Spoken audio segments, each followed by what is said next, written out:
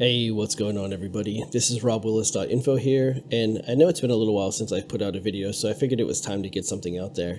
And I wanted to show one of the recent projects that I've been working on while everybody's on lockdown, and that's going to be building myself a new gaming PC and video editing rig, so stay tuned.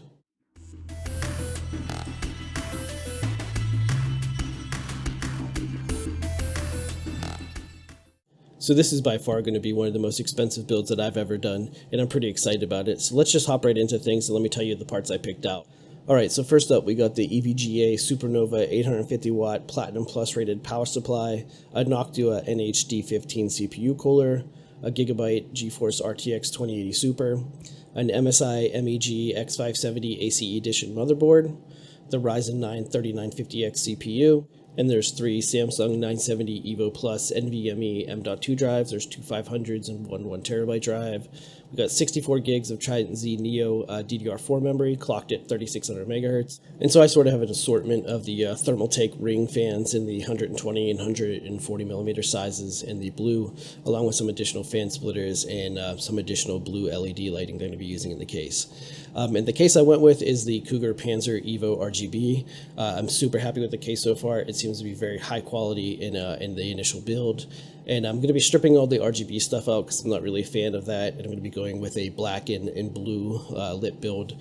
And but yeah, so that's all the parts I picked. So with that being said, let's go ahead and jump into the time lapse.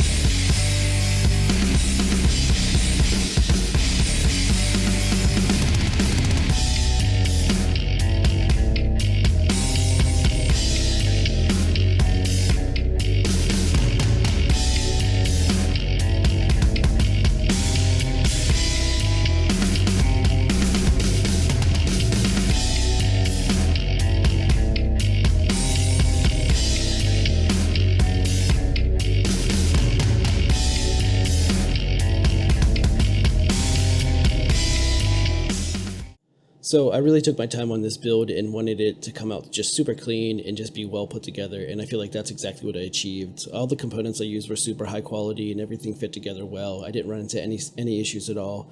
I was actually even able to integrate the fans into the fan speed controller that's built into the case, which I wasn't sure if I was going to be able to use since I stripped out all the RGB stuff, but it actually worked out really well.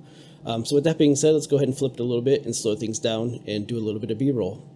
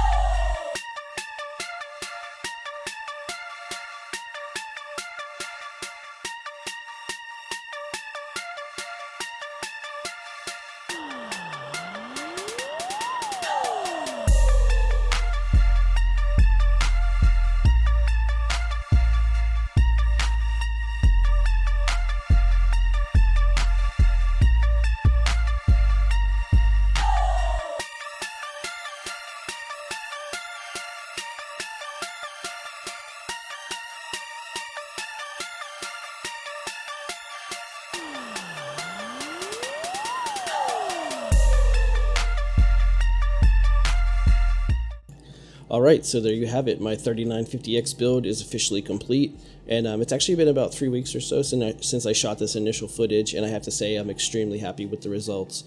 I've been playing around with video editing in Davinci Resolve, and it absolutely loves the setup with the 16 cores, and then the 2080 Super as well.